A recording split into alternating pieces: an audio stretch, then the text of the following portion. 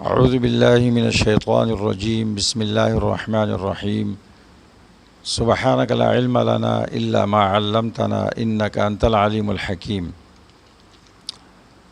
آج کل ہمارے بہت سارے دوست یہ سوال کرتے ہیں کہ عید میلاد النبی کے بارے میں آپ کیا کہتے ہیں؟ تو جب کسی عالم سے سوال کیا جاتا ہے تو پھر اس پر یہ لازم ہو جاتا ہے کہ وہ اپنے علم و دانش کے مطابق سائل کو اس کا جواب مہیا کرے، اور یہ قرآن کریم کی کئی آیتوں سے ثابت ہے۔ وَيَسْأَلُونَكَ عَنِ الْيَتَامَى قُلْ إِصْلَاحٌ لَهُمْ خَيْرٌ وَيَسْأَلُونَكَ عَنِ الْمَحِيضِ قُلْ هُوَ أَذًى۔ اس طرح کے بہت سارے آیتوں سے یہ بات معلوم ہوتی ہے۔ عید میلاد النبی کی حقیقت کیا ہے، اس بارے میں عام طور پر جو گفتگو ہوتی ہے وہ ادھوری ہوتی ہے اور شرعی قواعد و ضوابط کو سامنے رکھے بغیر کی جاتی ہے، اس لیے لوگ اس بارے میں شش و پنج میں ہوتے ہیں۔ میں ایک مسلمان کی حیثیت سے، ایک عالم دین کی حیثیت سے اپنے ایک عام مسلمان بھائی کو دعوت فکر دیتا ہوں اور اس کے چند نقطے عرض کرتا ہوں کہ اس پر وہ سوچے تو بات سمجھنے میں آسانی ہو جائے گی۔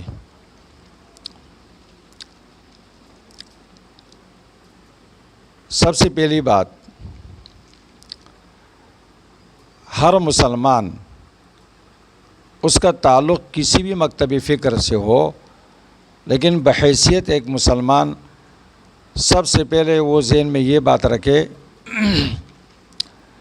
کہ ضد اور تعصب اور ہر درمی کے ہوتے ہوئے حق کو قبول نہیں کیا جا سکتا۔ حق سمجھنے کے لیے خالی الذہن ہونا لازمی ہے۔ قرآن کریم کتنی عظیم کتاب ہے، ہدایت کی کتاب ہے، اور اللہ کے رسول صلی اللہ علیہ وسلم عظیم پیغمبر ہے، سید الانبیاء ہے، لیکن جن لوگوں کے اندر ہر درمی تھی، خالی الذہن نہیں تھے، ایک ضد اور تعصب کے شکار تھے، تو نہ قرآن ان کو ہدایت کر سکی اور نہ رسول اللہ صلی اللہ علیہ وسلم کی دعوت و تبلیغ سے وہ رائے راست پر آئے۔ تو سب سے پہلے تو ہمیں خالی الذہن ہونا پڑے گا، تمام مسلکوں سے، تعصبات سے، ضد سے ہٹ کر ہمیں خالی الذہن ہونا پڑے گا کہ ہم اللہ کے دین کو سمجھ لیں۔ یہ سب سے پہلی بات ہے۔ دوسری بات یہ سمجھنے کی ہے کہ ہمیں یہ جاننا چاہیے کہ دین کہاں سے لیا جاتا ہے، دین کے مآخذ کیا ہے۔ تو دین کے مآخذ دو ہے، قرآن کریم اور سنت رسول، اور تیسرے نمبر پر قول مجتہد۔ قرآن، سنت، قول مجتہد، یہاں سے دین لیا جاتا ہے۔ مجتہد جو قرآن و سنت سے استنباط اور اجتہاد کرتا ہے۔ تو ہم لوگ حنفی ہے، تو ہم جس چیز کو دین کہیں گے تو اس کو قرآن سے ثابت کریں گے، نمبر دو حدیث سے، اور نمبر تین قول مجتہد سے، فقہ حنفی کی مفتابی قول کو ہم لیں گے۔ یہ دین کے مآخذ ہے اور یہاں سے دین لیا جاتا ہے، اس میں کسی کا اختلاف نہیں ہے۔ تیسری بات ہمیں یہ ذہن میں رکھنی ہے کہ اقوال مشائخ، افعال مشائخ، یعنی جتنے بھی مکاتب فکر ہے، ان کی بزرگ ہے، علماء ہے، مشائخ ہے، ان کے اقوال، ان کے افعال وہ دین نہیں ہے، دین نہیں ہو سکتے ہیں جب تک قرآن و سنت اور فقہ میں اس کے لیے دلیل نہ ہو۔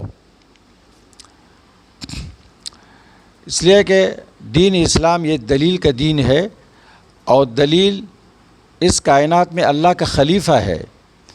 اللہ تبارک و تعالیٰ کسی کو پکڑیں گے تو دلیل کی بنیاد پر پکڑیں گے، اور قرآن کریم میں اللہ تعالیٰ اپنی باتوں کے دلائل بیان کرتے ہیں اور کافروں سے دلیل کا مطالبہ کرتے ہیں کہ ہاتوا برہانکم ان کنتم صادقین، ہم نے تو یہ دلائل پیش کی ہے، تم بھی پیش کرو اگر تم سچے ہو.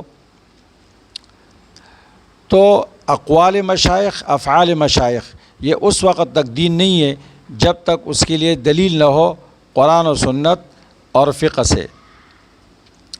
اگر ہم بغیر دلیل کے ان کی بات مانیں گے تو ہم قرآن کریم کی اس آیت میں داخل ہو جائیں گے جو یہود و نصارہ کے بارے میں ہے، اتخذوا احبارهم و رہبانهم اربابا من دون اللہ.